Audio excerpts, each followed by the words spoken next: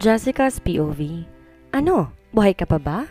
Habang nililinis niyang sugat ni Francis sa braso, dahan-dahan to nagmulat ng mga mata. Malamang na napapaaway. Jess, hindi niya ako mahal. Napatulala siya dahil sa mga salitang lumalabas sa bibig ni Francis. Mawawala na ba ito at nagdedeliryo na? Bakit ko ano-ano yata ang pinagsasabi ng kalbong ito? Hindi niya ako gusto? Ang gwapo ko para tanggihan niya lang. Kung hindi ako mapapasa kanya, kawawa naman siya, di ba? Okay, confirm. Mawawala na nga ang kaibigan niya. Malamang na marami pa tong hinaing sa buhay na kung tawagin ay unfinished business. Kaya kung ano-ano lang sinasabi nito. Pero teka, sino bang babaeng sinasabi ni Kalbo? Babae nga ba? O baka papi? Di naman siguro mermaid ang kaibigan niya. Sayang pag nagkataon. Ducks pa naman. Napabuntong hininga siya at saka muling dinina ng sugat ito sa braso. Baka kasi hindi niya type ang kalbo. Saka malay mo naman may Papa Bells na pala yung iniilusyon mo. Karamihan naman sa mga babaeng tumatanggi sa gwapong lalaki, may jowa na mas gwapo. O kaya may afam na mga to. Sugar daddy, ganun. Di naman kasi papasang sugar daddy si Francis, kahit na nga ba mayaman ang angkan ng mga ito. Nuknukan kaya ng kuripot ang lalaking to at bukang may wallet sa balat. Kung ayaw niya sa akin, ayoko rin sa'yo. Ano siya? Gold? Diniin niya ang bulak na pinupunas niya sa braso nito, dahilan upang mapahiyaw ito at bumalikwas ng bangon. Peste naman, Jess. Masakit na ang lahat sa akin, lalo mo pa akong sinasaktan. Aba, konting habag naman dyan. Mas masakit, mas mabisa, sagot niya.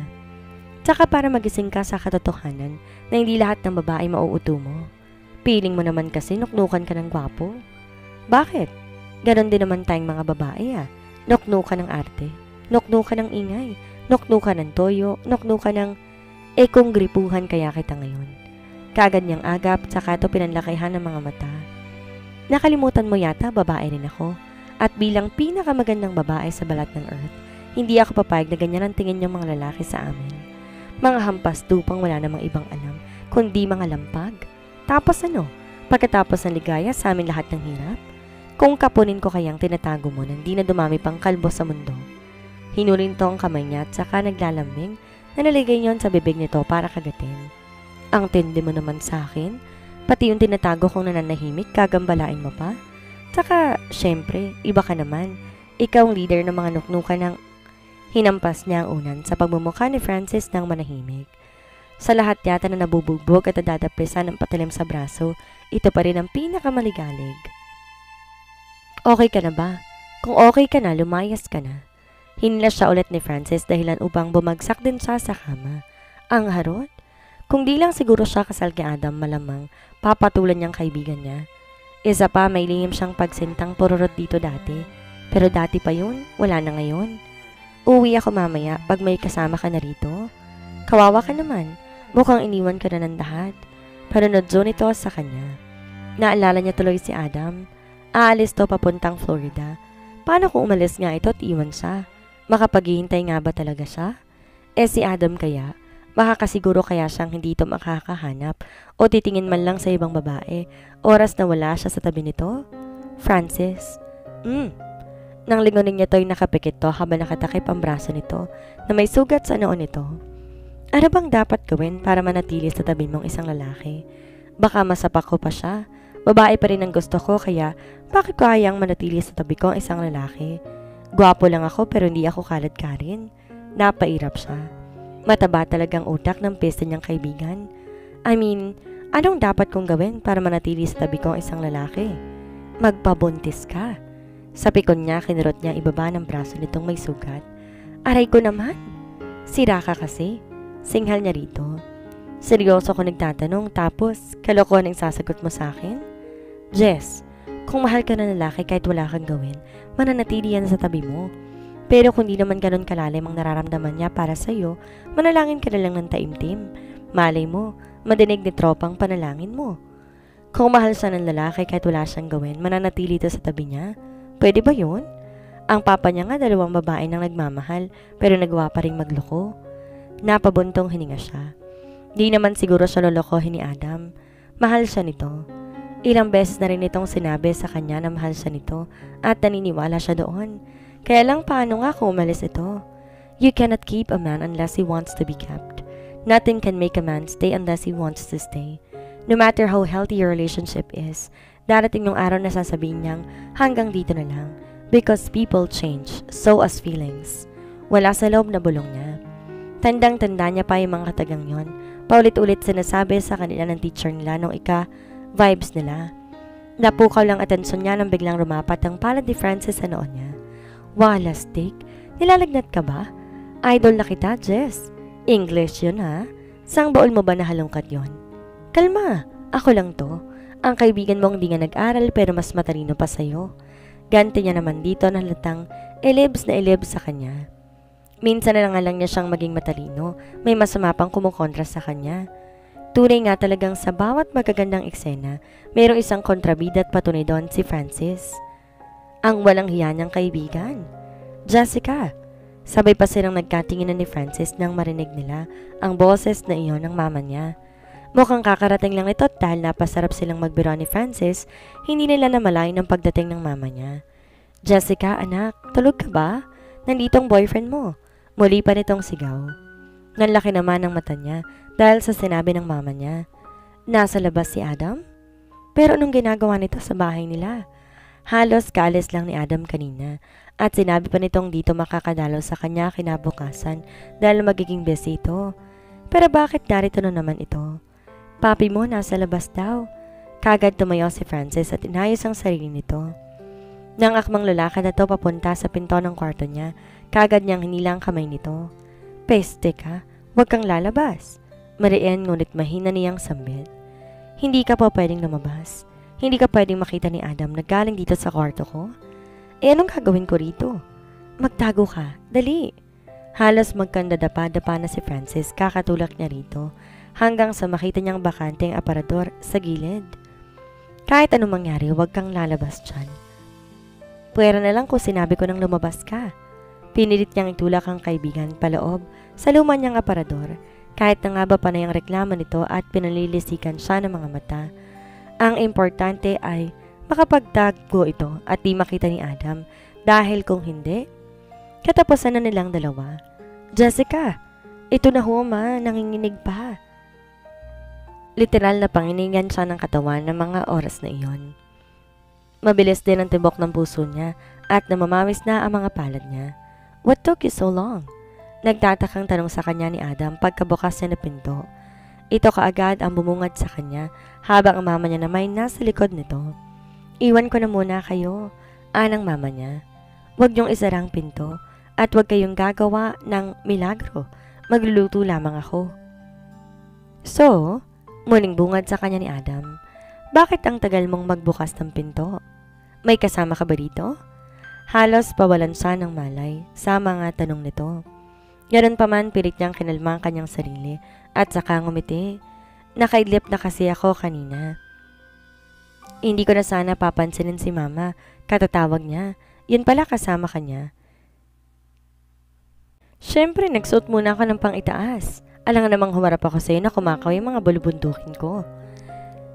Biglang namula ang pisngi ni Adam tsaka bumaba ang mga mata sa harap niya. Hindi niya talaga kaya na ang pagiging maganoon nito pero medyo may pagkabastos. Konting pangaasar lamang kasi nito kay Adam dahil na tungkol sa kaharutan ay pinamumulahan kagad to ng muka at batok tsaka nahihiyang tumingin sa kanya. So, nakapang itaas ka na ba? Oo, gusto mong makita? What the? Oh, kalma. Agap na rito at saka pinulupot ang kanyang mga braso sa batok nito. Ano ba kasi yun?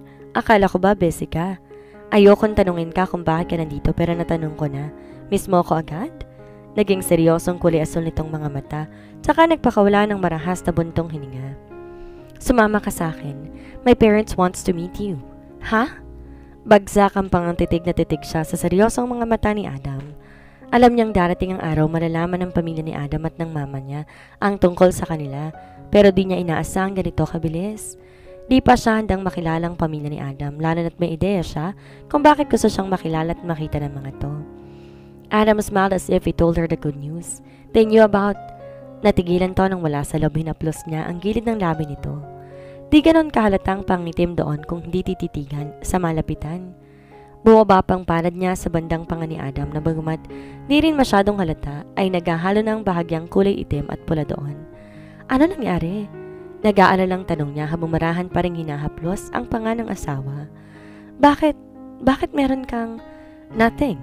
Agap naman ito sa kanya. You don't have to worry about it. Nakangiti pa nitong sabi. It's far from Junior. Nakuha pang mag-joke na hindi niya man lang to nakitaan ng pangamba. Pero sigurado siyang ang pangitim sa gilid ng labi nito ay pasa. Meron din na nasa bandang panga nito. Kahit di sabihin sa kanya ni Adam, alam niyang may nangyaring di maganda rito at ayaw lang nitong ipaalam sa kanya. Nakipagkaway ka? Hindi. So anong ibig sabihin nito? Diniinan niya ang panga nito na bahagyang nahahalata ang pangitim. Unti-unti na ring nagiinit ng sulok ng mga mata niya. Naninikip ang puso niya sa kaalamang nasaktan nito. Sino may gawa niyan? Sasabihin mo? O gusto mong dagdagan ko pa ng matuluyang mabangasan ng mukha mo? Napanguwit ako sa ginawa niyang pagdiin sa panga nito, pero di pa rin nawala ang ngiti nito sa labi. Di rin siya sinagot nito at sa halip kinabig siya para yakapin na mahigpit. I love you, he whispered. Don't worry about me, I'm okay. Hinagka nito ang noon niya. But please sumama ka sa akin, and I promise whatever happens, I will choose you. Ano bang nangyayari? Bakit pakiramdam niya may hindi magandang mangyayari? Bumibilis ang tibok ng puso niya dahil sa kaba na mamawis din ang palad niya.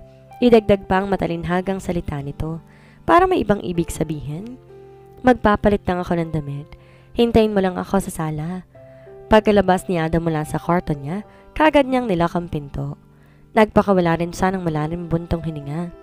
Nang kumuko siya ng damit niya, nakarinig siya ng mahinang kaluskos. Doon niya lang napagtanto na may kaibigan nga pala siya na kinulong sa luma niyang aparador. Kagad niyang binuksan niya at gano'n na lamang ang gulat niya nang bumungad sa kanyang namumutlang mukha ni Francis. OMG, mawawala ka na ba? Nag-aalalang tanong niya. Jess, dumudungaw na. Ha? Ang alin?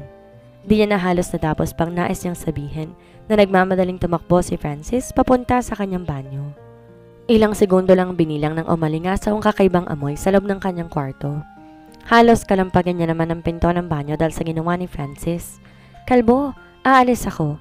Dinisin mong mabuti yan pagkatapos mo dyan, ha? Bahala ka nang umis ka po maya-maya. Si mama nasa kusina. Sasama ko kay Adam? Mahabang lahad niya dito na tanging, Ho? Ang naging sagot. Malamang hirap na hirap tong ilabas ang pangalan nitong dumi. Napangiwi pa siya na marinig niya ang pagbulusok ni Francis sa loob ng banyo. Text kita mamaya. Kinakabahan siya sa meet the parents, keme ni Adam. Baka kasi huling araw ko na to eh. I-rescue mo ko, ha? Oo na, Jess. Lumayas ka na di ako makapag-concentrate dahil sa kabubanganga mo dyan eh. Basta ha, pag natanggap mo ang text ko, oo na sabi. Kasanggalang ni Gafford ang walang latay pag may ginawa siyang masama sa'yo, no? Napangiti siya. Kahit papaano nakadama siya ng kapanatagan ng loob dahil alam niyang maasahan niya talaga ang kaibigan. Sa oras talaga ng gera, si Francis ang pananggan niya na willing sumalo ng bala ng kanyon. Nagsuot lang siya ng simpleng white t-shirt na may malaking mukha ni Mickey Mouse sa harapan at ripped jeans na medyo maluwag sa kanya. Umalis na rin siya kagad at na naabutan niya si Adam at ang mama niya na mukhang naglalaban sa pamamagitan ng pagtitig sa isa't isa. Ma! Lumingon din siya kay Adam na nakatingin din sa kanya. Ano nangyayari sa inyong dalawa? Magtapat ka nga sa akin, Jessica? Kinakabahan siya pero this is it. Bahala na. Boyfriend mo ba talaga itong si Adam? Nagtatakang napalingon siya sa lalaki. Buong akala niya kung ano nang sinabi nito sa mama niya. Kaya mo pa tinatago sa akin na may relasyon na kayo nitong si Adam? Ma naman, kung akusan mo naman ako parang napakalaking krimen ang nagawa ko. Aba, Jessica. Kumunot na ang noon ng mama niya at namewang pa. Ibig sabihin, sinaniba na to ni Francis M. At syempre, Gina naman upang ratratin siya. Panatag na panatag pa naman ako na iniiwan ko na kayong dalawang lang. Paano kung matukso kayo? Ano na ang ginagawa niyo na kayo lang nakakaalam, ha? Napakamot siya sa kanyang pisngi dahil sa ka-OA ng mama niya. Paano na lang kung sinabi niya rito ang kasal na sila ni Adam at nakapaglakbay na ang pinagpalang kamay nito sa super-duper hot niyang katawan? Hagkan lang naman, ma. Natutop ng mama niyang bibig nito habang si Adam pinamumulahan na ng mukha. Hindi niya na po nasisid ang perlas ng, Sorry, ma'am. Biglang singit ni Adam. Call me Tita Judy, Adam. Sagot ng mama niya. Siguraduhin mong buo mong ibabalik ang anak ko rito. Walang galos yan, ngayon kukunin mo. Baka pagdating niyan dito, iika-ika na. Napangiti niya si Adam. Siya naman pinamulahan ng mukha. Ang awkward kasi ng iika-ika. Anong tingin ng mama niya? Sasakupin siya ni Adam sa bakuran ng mga to? Oh well, hindi siya sure. Nasa loob kasi ang kulo ni Adam at maligalig pag silang dalawa na lang. Yes po, Tita Judy. Ako na pong bahala sa anak ninyo. Hinawakan ni Adam ang kamay niya at hinila na siya. Pero bago sila umalis ng bahay, pasimple siyang lumingon sa pinto ng kwarto nito kung saan nakita niyang nagmamadali nitong may angat at umiskapol si Francis. Papasa na tong akit bahay. Gang, dahil wala man ang kaluskos na narinig nang umalis ito. Kung hindi niya siguro alam na naroon sa kwarto niya si Kalbo, baka di niya rin makuha ang pagtakas nito. Alis na kami, ma. Huwag kang mag-alala. Maganda naman ang lahi ni Adam, sakaling magkaapo ka na maaga. Tudyo niya pa sa mama niya bago sila tuluyang makaalis ng bahay. Dala ni Adam ang black test na nitong chikot na takaw tingin talaga. Napapaisip tuloy siya kung kaano kayaman ang angka nito para regaluhan ito ng mamahaling sasakyan.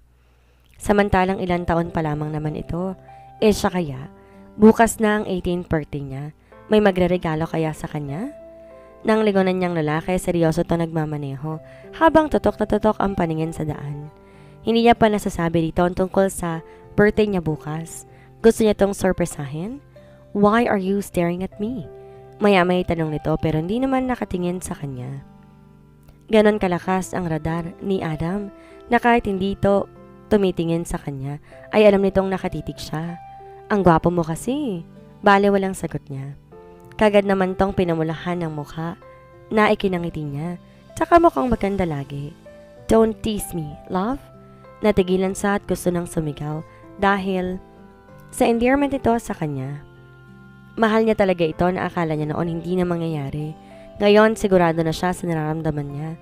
Handa na siyang buksan ang pinto niya para kay Adam. Tanggapin ang lahat dito at pagkatiwalaan to sa abot ng kanyang makakaya. Sana lang talaga hindi siya nito saktan at lokohin dahil baka hindi niya alam kung paano siya mabubuo ulit kapag nangyari iyon. Adam? Yes. Seryoso pa rin ang mukha nito at sa daan pa rin nakatutok ang paningin. Handa na akong mamanhikan sa inyo? What? Nangingiting tanong sa kanya ni Adam. Ang akala ba nito nagbibiro lang siya nang sabihin niyang handa na siyang mamanhikan sa pamilya nito? I should be the one who would do the pamamanhikan thing. Nakangiti pa ring sagot nito at naiilang. Mas marami pa rin ang angka ninyo. Samantalang dalawa lang kami ng mama ninyo sa bahay. Kaya ako na lang mamamanhikan, saka carry ko naman Nailing at natatawa na lang si Adam sa kanya. Ngunit ang bumungad na sila sa bahay ng mga ito, tila nahabag ang buntot niya. Ang kaninang lakas ng loob at kapal ng mukha na sumakan niya ay biglang nawala. Para siyang basang sisiw na gustong magsumiksik sa kanalang kay Adam. I thought mamamanhigan ka. Tanong sa kanya habang may sinusupil na ngiti sa labi. Kanina pa sila urong-sulong sa labas ng garahe. Naipark na rin itong sasakyan sa tabi ng dalawa pang sasakyan. Kaya lang ayaw kumilos sa mga paa niya upang sumama rito papunta sa loob ng bahay. Parang hindi ka naman mabiro. Singhal niya rito. Kinakabahan ako Baka mamaya hindi na ako makalis ng buhay dyan sa loob ng bahay ninyo. Isa pa, sino-sino bang nasa loob? My dad, mom, and my brother, Alexander. Naging seryoso ang mga mata nito habang nakatitig sa kanya. It's alright. Nasabi ko naman sa kanila kanina ang tungkol sa atin. That's why they want to meet you. Pero Adam, I'm here, okay? Agap nito. Hindi kita pababayaan. Nangako ko kay Tita Judy. Remember? Makailang beses siyang nagpakawala ng malalim paghinga at pinakalma ang sarili. Tsaka niya pinagpatuloy at pumayag sa loob ng bahay ng mga Gafford. Hawak-hawak din niya ni Adam ang kamay niya na pakiramdam niya naglulumahid na dahil sa pasma niya. Kinakabahan kasi siya at pakiramdam niya anumang oras hahatulan na siya. Okay ka lang ba talaga? Yes, maikling sagot lang ni Adam. Nang masalubong nila ang isa sa mga kasambahay ng mga ito, tinanong ni Adam kung nasan ba ang pamilya nito. Sabi naman na sa kusina raw at hinihintay ito upang makasabay ng kumain. Pagkarating nila sa kusina, tulingon ang tatlo sa kanila. Abot na yata hanggang sa bubong ng mansyon ni Adam ang kaba na nararamdaman niya ng mga oras na yon. Lalo nang masilayan niyang istriktong mukha ng ama ni Adam, tila supladang mukha naman ng ina nito. Wala sanang pakialam sa sintu-sintong kapatid ni Adam. Kaya niyang tiisin ng ilang oras na makakasama ito. Pero mga magulang nito, peste. Wala yatang isang minuto na maiihi na siya dahil sa kaba. Adam, nakatingin sila sa akin. Pabulong niyang sambit. Magaang pinisil lang nito ang kamay niya. Tsaka nila siya palapit sa pamilya nito na tahimik na nakaupo sa hapagkainan. Ma, Dad, siya po. Have a seat. Putol lang ama ni Adam sa nais nilang sabihin. Dumagdag pa yun sa nadarama niyang kaba. OMG, kung mawawala lang din siya, sana hindi sa ganitong paraan na wala man lang siyang kalaban-laban.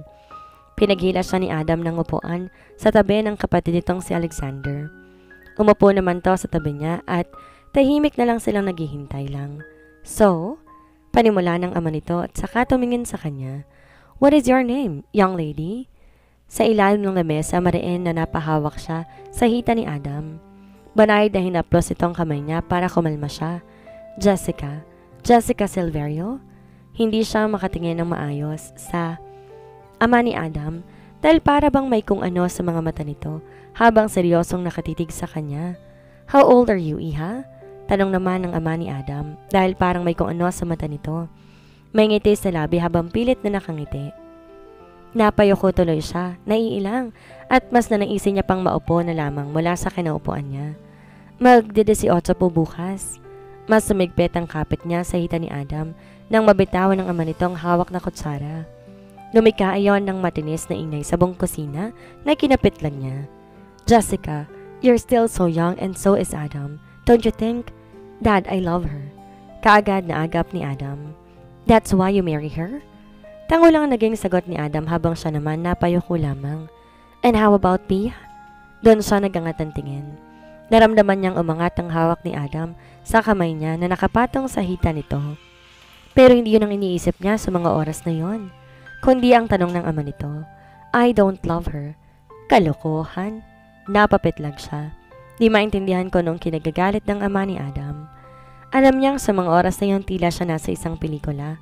Ang mga magulang ni Adam na kontrabidang humahadlang sa kanilang dalawa at naghihintay na lang siyang sabihin nitong 20 million. Leave my son alone and don't come back ever again. Pero hindi nangyari dahil mas masakit pa palang salitang matatanggap niya mula sa ama nito. Nakanda ng kasal ninyo ni Pia, Adam. Whether you like it or not, pakakasalan mo si Pia. And according to my private investigator, that lady is one of the dancers in Club V. Ayoko mauugnay sa kanilang dalawa. At naghihintay na lamang siya sa sasabihin nitong 20 million. Leave my son alone and don't come back ever again. Pero hindi nangyari. Gagawan ko ng paraan ng pagpapakasal mo sa babaeng yan. Her name is Jessica, Dad. Tumaas na rin ang boses ni Adam na ngayon na lang narinig. And no, hindi ko pakakasalan si Pia. I don't love her and I don't marry her for the sake of power and... Isang malakas sa suntok ang pinakawalan ng ama ni Adam sa mukha nito, dahilan upang matumba ito. Kaagad na umawat ang mama nito na hinawakan naman ang kamay ng asawa nito. Don't you dare talk to me like that, Adam. Wala ka pang napapatunayan at wala ka pang pwedeng ipagmalaki sa akin. Binihisan kita, pinakain. I gave you money, power, everything that money can buy. Tapos ano ang igaganti mo, ha? Sinugod nito si Adam na ikinasigaw niya naman. Ang babaeng ito ay isang bayaran. Ito ba ang pinagmamalaki mo sa akin? Sa sobrang galit ng ama nito ay muli pa nitong sinuntok si Adam at pinagsasipa. Kahit na umaawat ang asawa nito at si Alexander, hindi pa rin to tumigil hanggang sa dumura na ng dugo si Adam. Doon na siya nakatiis, kagad na niyakap ang lalaki na halos mawalan siya ng malay sa lapag. Tama na po. Tama na po, please. Tama na. Mahigpit niyang niyakap si Adam at pilit ay pinaghaharang ang sarili niyang katawan. Wag lang nitong sasaktan ulit ang sarili nitong ama. Hilam ng luha ang mga matang tinitigan niya si Adam. Kahit naduguan at bumutok ng labi nito, nakuha pa rin ito na ngumiti sa kanya. I love you, he whispered and smiled. Sa mga oras na yon, labag man sa kanyang loob, nakabuo na siya ng desisyon para sa ikabubuti ng lalaki. Hindi ko po mahal ang anak ninyo, sir. Kitang-kita niya kung paanong biglang nawala ang ngiti sa labi ni Adam at napalitan ng pagtataka ang seryoso nitong mga mata. Ako na po ang kusang lalayo. Huwag niyo lang po siyang sasaktan. May boyfriend po ako. Napilitan lang po ako magpakasal kay Adam. Jessica, you're lying. That's not true. Pinunasan niyang luha sa mga mata niya at tinatagan ang loob. Hindi niya inaasahan na ganito ang mangyayari. Hindi niya lang makita si Adam na sinasaktan ng ama nito dahil lang sa kanya. Sa isang tulad niya na hindi naman nararapat para dito. At kung totoo nga na nakahanda at planado ng kasal nito at ng piyang sinasabi ng ama nito, kahit masakit, kahit mahirap, tatanggapin niya. Kasi mahal niyang lalaki, mahal na kahit kaligayahan niya ay handa siyang isakripisyo para lamang dito. Yon ang totoo. Sorry. Muli siyang napahikbi saka tumayo. Inalalayan ni Adam ang kapatid upang tumayo. Habang kinakalma naman ng mama ng mga ito ang kanilang ama. Aalis na po ako. Sorry po sa abala. No, hindi ka aalis. I don't believe you, Jessica. Agap ni Adam, saka mahigpit na hinawakan ang pulsuhan niya. Asawa kita. You're mine, right? Sunod-sunod pumatak ang luha niya kasabay ng sunod-sunod na pag-iling niya bilang sagot sa tanong ni Adam. Let her go, Adam. She's not important. Pia is the right woman for you. No, Jessica. You promise. Adam, tama na. Tiluwak niya ito para mabitawan siya nito. Naglolokohan na lang tayo. Hindi kita mahal, hindi kita gusto. Sa unang pagkakataon nakita niya kung paanong kumistap ang kulay asul nitong mga mata. Dahan-dang namuo ang luha doon na hindi nito napigilan pang tumulo. Kagad siyang nag-iwas ng tingin. Di niya kaya salubungin ang mga titig nito. Di niya makita ang sakit na nararoon sa mga mata nito. Look at me, Jessica. Hinawakan nito ang mukha niya at marahang inangat upang salubungin ang mga mata nito. Look at me and tell me that you don't love me. Napahikbi siya. Labag sa loob niya pero kailangan. Hindi kita mahal. Napangiti ito ngunit hindi naman umabot sa mata nito. You're lying and I don't believe you. Sorry, Adam, pero si Francis talaga ang gusto ko. Si Francis lang mahal ko at hindi ikaw. Tumakbo siya palabas ng mansyon ng mga Gafford. Kahit nanginginig ang mga tuhod niya, kahit panay ang tulo ng luha niya at kahit na naninikip ang puso niya dahil sa mga nangyari, pinilit pa rin niyang makalayo doon. Dinig na dinig pa niyang malakas na sigaw ni Adam habang tinatawag ang pangalan niya. Ang paghihinagpis nito dahil sa mga sinabi niya rito. Lahat ng yon unti-unting sumisira sa kanyang katinoan. Pakiramdam niya aawas ng dinadama niya dahil sa samot-saring kaisipan at pakiramdam. Sorry. Pinunasan niya ang luha sa mga mata niya tsaka muling namingon sa bahay nila Adam. Sorry, my love. Sorry. Sorry. Pagkalabas niya ng gate, kagad niyang tinawagan si Francis. Gabi na at madilim na sa paligid. Hindi niya rin sigurado kung may masasakyan pa siya pagkalabas niya sa subdivision. Jess, saan ka na? Mas lalo siyang naiyak at alam niyang narinig ni Francis ang paghikbi niya. Peste, umiiyak ka? Nasaan ka? Papunta na ako. Sierra Vista Subdivision. Muli siyang napahikbi habang nililingon ang madilim na paligid. Francis, sunduin mo na ako. Natatakot ako, madilim. Huwag mong puputulin ang tawag. Huwag ka ring aalis sa kinatatayuan mo. Mabilis lang ako. Narinig niya ang kalansingan ng kung anuman mula sa kabilang linya. Narinig din niya ang sunod-sunod na pagmumura ni Francis. Hanggang sa tunog ng motor nito ang malakas na narinig niya. Umupo siya sa gilid ng poste kung saan may bahagyang ilaw, tsaka ni loudspeaker ang kanyang cellphone at nilagay yon sa kanyang tabi. Ngayon alam na niya na kung pagtatagni-tagniin ang nangyari simula nang pumunta si Adam sa bahay nila upang sunduin siya at sa mga pasang nakita niya sa mukha ng binata kanina, malamang bago pa to pumunta sa kanila, nasaktan na to ng ama nito. Kahit isabi ni Adam sa kanya, alam niya, ayaw ng mga magulang nito sa kanya. Hindi siyang babaeng gusto ng mga magulang nito na makatuluyan nito. Madali lang din sa mga ito na ipasawalang bisa ang kasal nilang dalawa. At kung sakali mong matuloy pa ang pag-alis ni Adam, madali na lang para ditong kalimutan ng isang katulad niya. Adam, muli siyang napahikbi at pinunasan ng kanyang luha. Jess, naririnig kita. Huwag mong puputulin yung tawag, malapit na ako. Pagak ng ngiti ang kusang sumilay sa kanyang labi. Mabuti na lang talaga at maasahan niya si Francis sa oras ng kagipitan. Marami siyang kailangan sabihin at ipaliwanag sa kanyang kaibigan dahil pati ito dinawit niya pa sa problema niya. Jessica!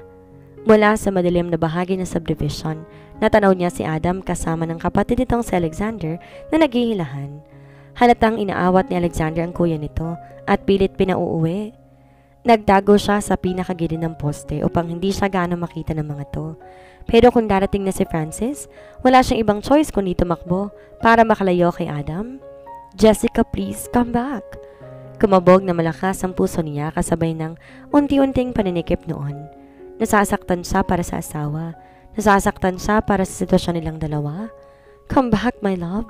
Please, come back to me.